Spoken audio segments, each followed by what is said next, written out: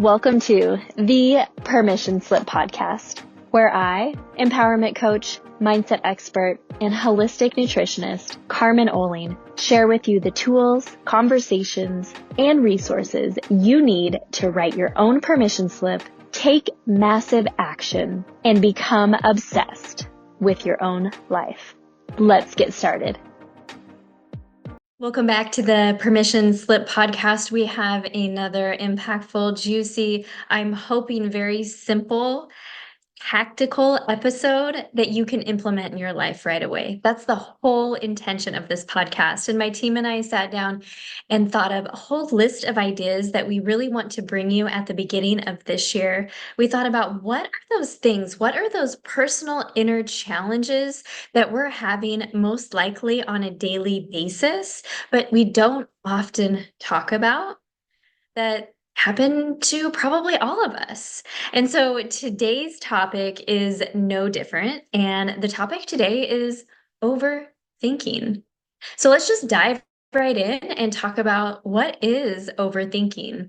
So overthinking can be defined as putting too much time thinking, analyzing, or attention into one thing so that it becomes more harmful than helpful.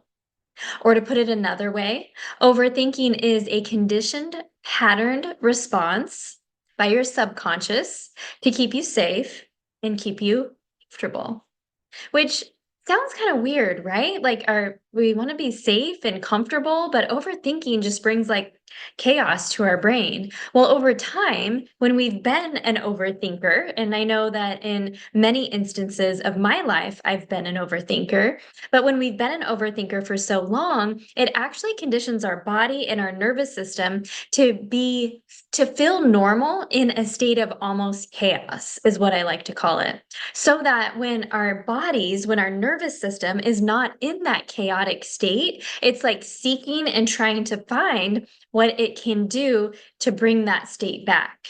You know, I do a lot of work with women in order to calm our nervous system. I've done a lot of work in my life because that has been a number one thing that I've needed to focus on as well, because my excuse me, if I had a voice today, la la la la la, because my pattern, and I know that of many, many ambitious, successful, driven leaders and entrepreneurial women that are out there, is my pattern and my go-to for numbing out is overworking and sourcing a lot of my self-worth. I used to source from my identity of my job, my career, my business. And so the work that we do is really figuring out how we can get out of that chaotic state and calm our nervous system and yet be comfortable and okay with it.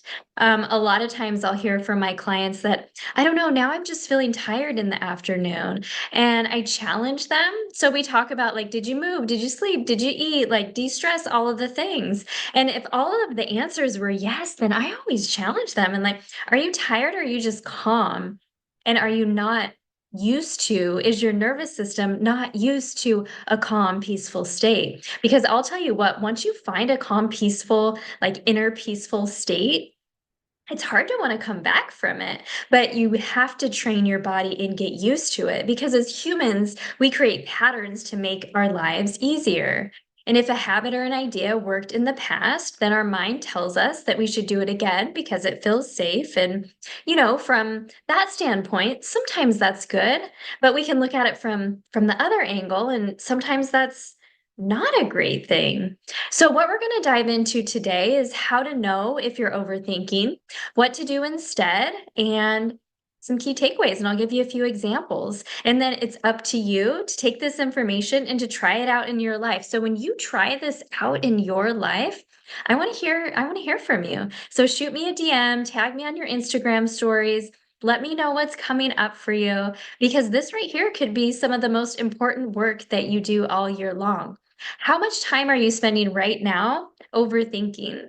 Overthinking sometimes is also called worrying or overanalyzing, sitting in indecision, second guessing yourself. All of those things lead to a low vibration, and they also lead to overwhelm and anxiety because you're not making decisions, you're not moving forward, you're not taking action.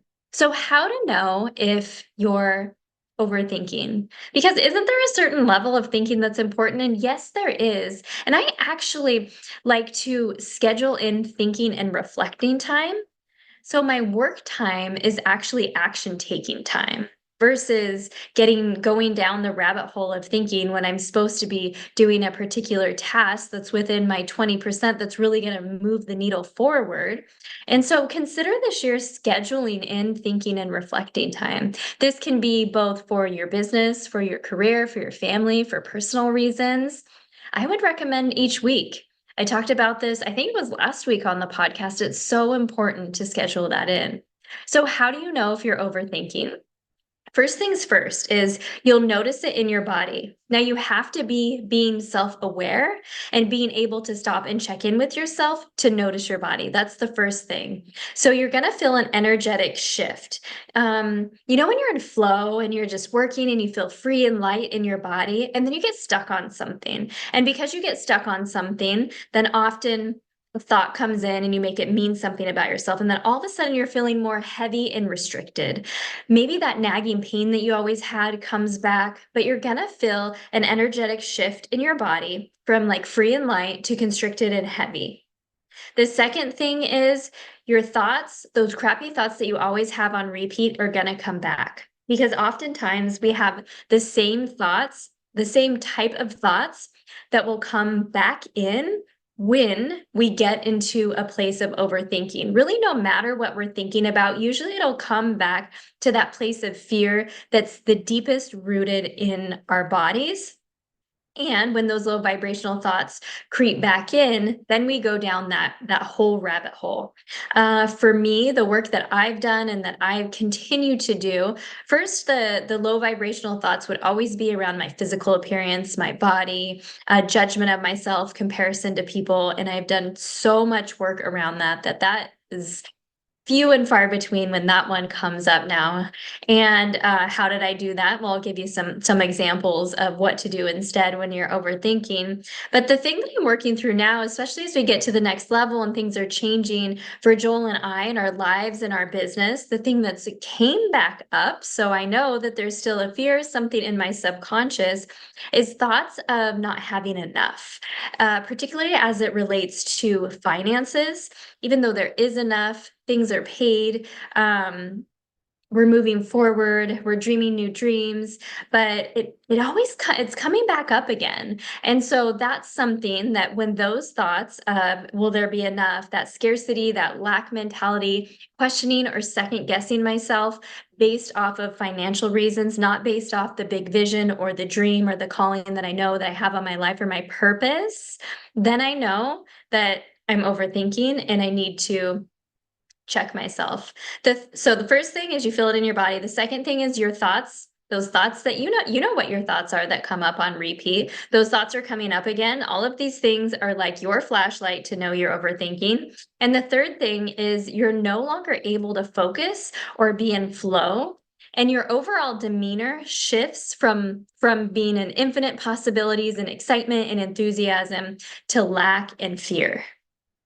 So if one of those three things, often all three will happen, and you notice all three will happen, here's what I want you to do instead. And this is a commitment that I've made to myself this year, and I invite you to try it on. See how it works for you, collect evidence, and then when it starts working for you, start doing it consistently, because overthinking becomes less and less, and you catch yourself quicker and reframe using this tool that I'm going to give you.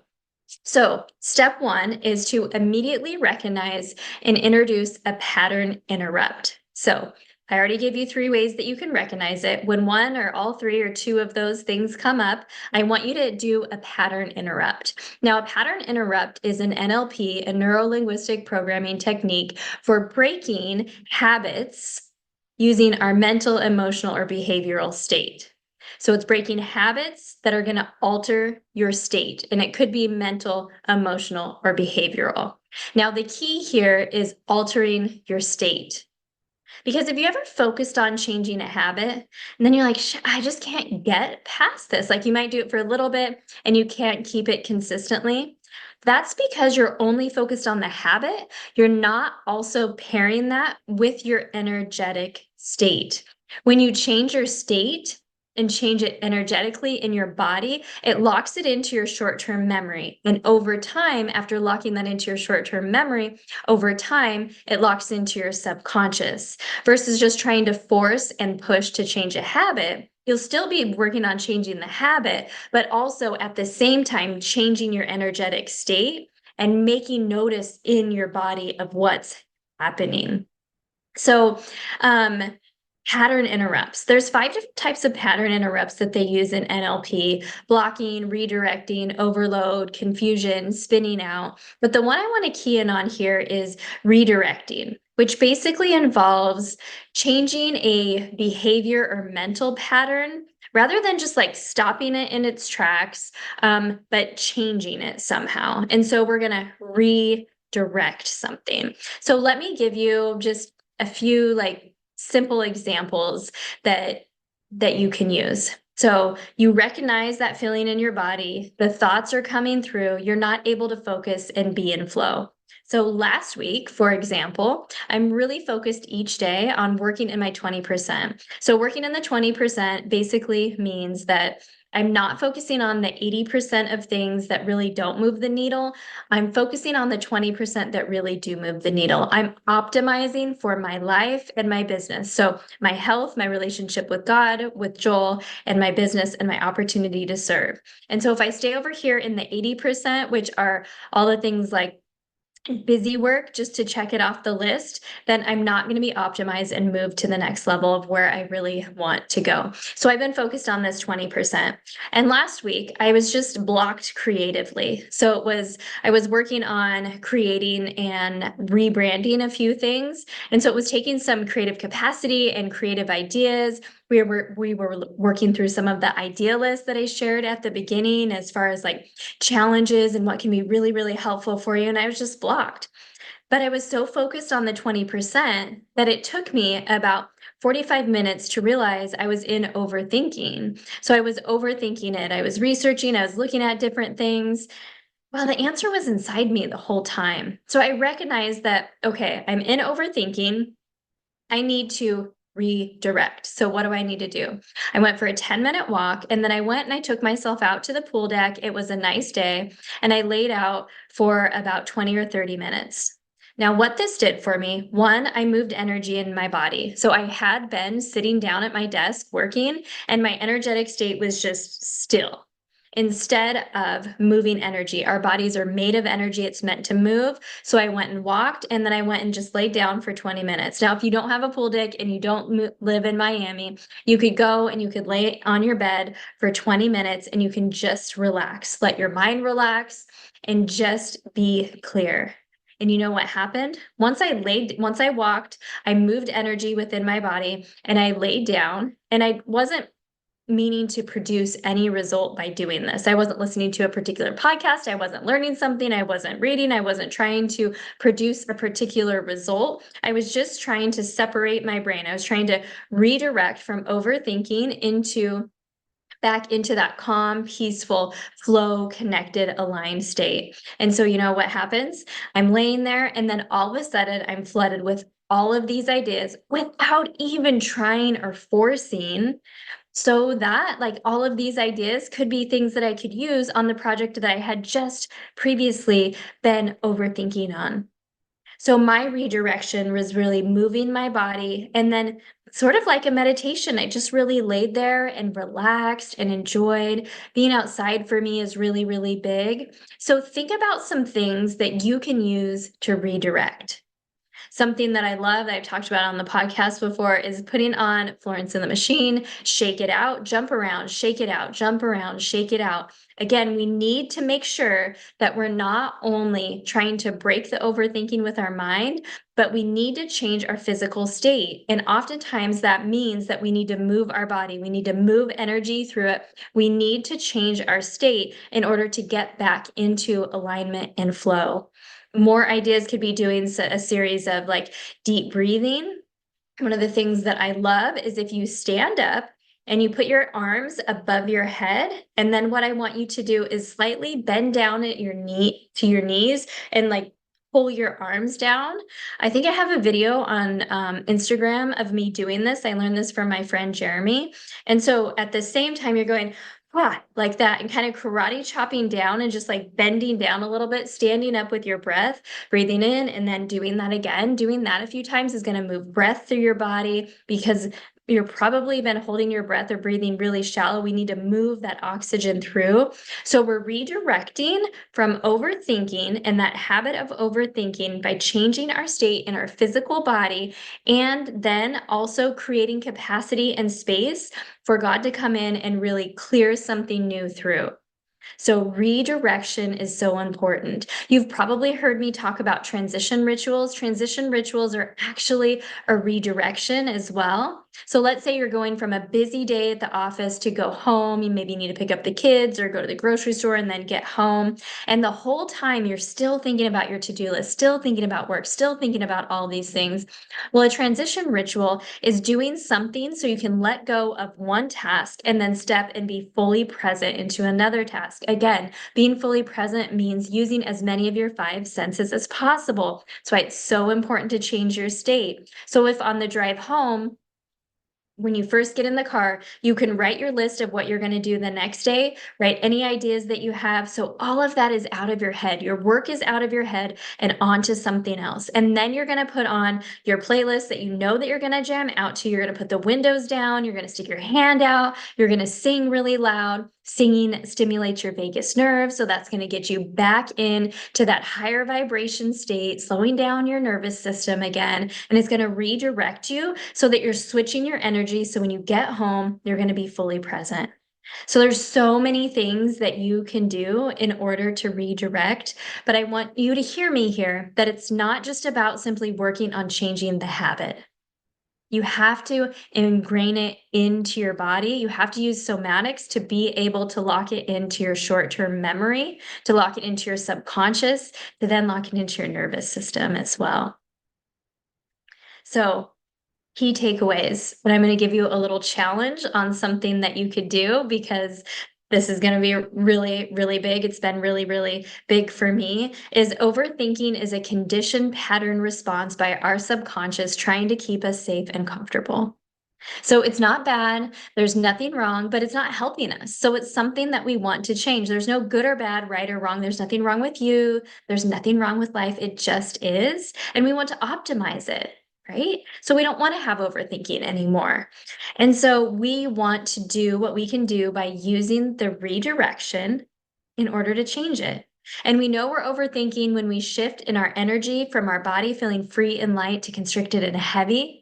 When those negative thoughts come on repeat that you always have, those same ones over and over again are coming back, or you're unable to focus and be in flow, that's when you know you're overthinking. And you want to immediately recognize it as fast as you can. And don't put this off. Your pattern interrupt could just be 10 minutes. It doesn't have to be the 40 minutes like I explained, like I did last week. But if it's available to you, great. The more you can pattern interrupt and change your energetic state and change that habit, the better off you're going to be, because next time you're going to be able to recognize it faster. You're going to be able to do your pattern interrupt, and you're going to be able to come back faster.